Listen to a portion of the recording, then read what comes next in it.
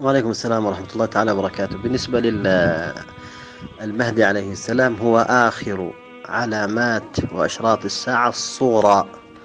ما بس حاجة اسمها وسطى، في صغرى وفي كبرى. فهذا آخر علامات الساعة وأشراطها الصغرى، وهو همزة الوصل إلى الكبرى، لأن أول الكبرى هي خروج المسيح الدجال والعياذ بالله. كما يقول ابن حجر، يقول أول أشراط الساعة الكبرى الدجال، والدجال يظهر في عهد الإمام المهدي عليه السلام. أما يأجوج ومأجوج فإنهم يظهرون في عهد المسيح عيسى بن مريم عليه السلام. يأجوج ومأجوج يخرجون على عيسى عليه السلام ولا يخرجون على المهدي. نعم، المهدي يكون موجود، لكن يكون عيسى بن مريم قد نزل وقتل المسيح الدجال، فبعد ذلك يخرج يأجوج ومأجوج.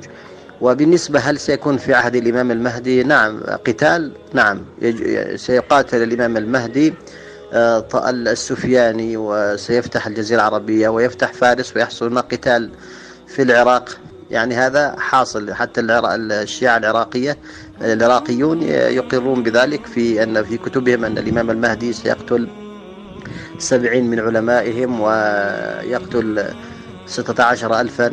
يعني لا يبقى منهم أحد، إلى آخر الروايات، أن هناك قتال في عهد الإمام المهدي ضد الروم في الملحمة الكبرى، وضد بعض الخوارج الذين يخرجون على الإمام المهدي.